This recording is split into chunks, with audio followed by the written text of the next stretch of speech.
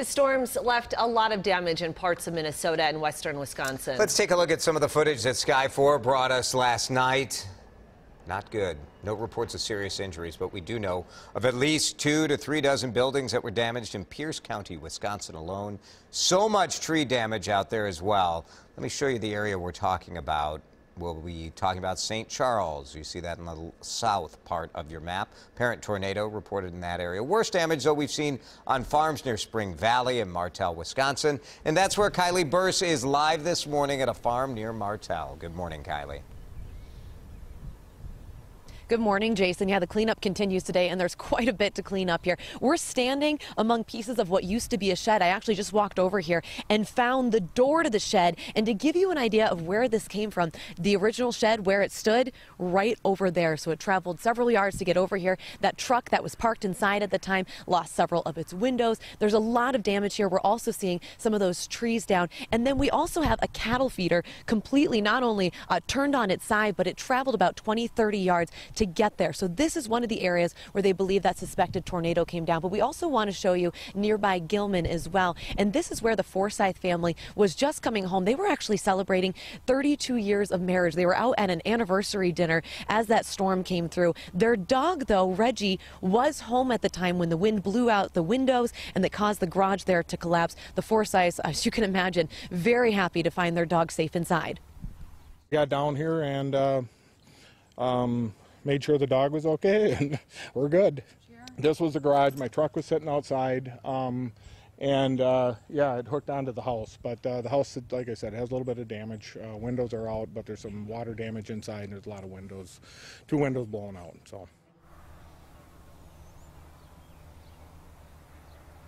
It's good to see that that dog is okay. Jeff says that he actually thinks that Reggie knew to run down into the basement. It's amazing that animals seem to know what to do in these situations. Emergency management was out here in Peirce County right after the storms came through just to make sure that everyone was accounted for. They say that there was one man with minor injuries. He was inside a barn that collapsed, but thankfully no one else was seriously injured. As for this farm, they did lose their cattle briefly, but thankfully about 40 of their friends and neighbors came over to make sure they can get the cattle safe inside. We've been talking to the family. They survived by going inside the basement at the time that that suspected tornado came through. But what was remarkable, you hear about the animals kind of knowing what to do. 2 little kittens, about 10 weeks old, they survived by staying underneath the deck, and they are just fine this morning.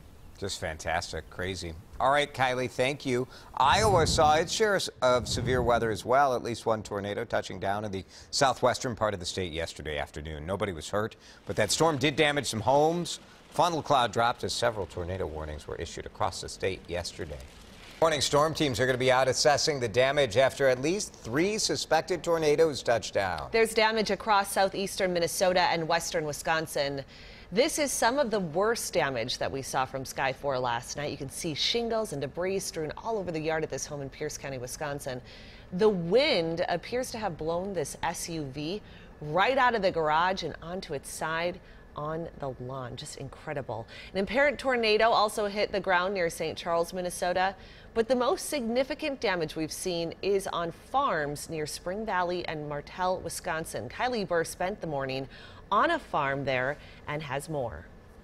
Good morning. Thankfully, no reports of anyone seriously injured, but we're starting to see just the trees that are down everywhere. Last night, several roads were actually impassable, but this morning we can see that some of the tops of the trees were completely cut off, and then garages and sheds are really what's seeing most of the damage. So you can see this shed right here, or what's left of this shed, was completely destroyed as that suspected tornado came through yesterday. The truck was actually parked inside this shed. You can see the windows are blown out. There's a lot of damage there as well. So this is Aaron and Emily Roll's family farm, and they sustained quite a bit of damage.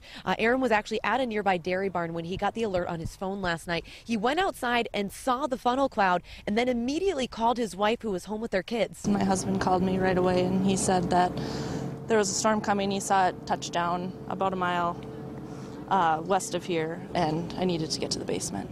I looked, and you could see a funnel cloud plain as day. It was raining hard, but you could tell, it was a tornado coming. You could see the funnel. It was so close to us, only that short distance. I couldn't see the top of it or anything. So it was gray, winds blowing every which way. Our whole shed was gone, and my truck was inside. So then I came out and I saw more trees down, and it was pretty scary. After the storm passed, the Rolls said they had about 18 cattle that they needed to find. They were able to do that. Everyone was accounted for, and thanks to some help from others, they were able to get them rounded up before the night was over. But about 40 people in total came over here, Emily was saying, pretty much right away to help them start that cleanup process, which is going to take a little while. And while they said it was scary, it came through quickly. They are all safe, and that's what's important. Everything here can be fixed. We did speak with emergency management in Peirce County yesterday. They were out here pretty much right away after that storm came through to make sure that everyone was accounted for. They did say that one man sustained minor injuries. He was actually inside a barn that collapsed in on him during that storm that came through. But what the National Weather Service will do as they're out here later on today, they're going to look at damage like this. They're going to say, what was the structure like of that shed, of that garage that went down? How big were those trees that damaged? Then they can determine if this was a tornado, and if it was, how strong. All right, Kylie, thank you. Iowa saw its share of severe weather. At least one tornado touched down in the southwestern part of the state yesterday afternoon. No one was hurt, but the storm did damage some homes. The funnel cloud dropped as several tornado warnings were issued across the state yesterday.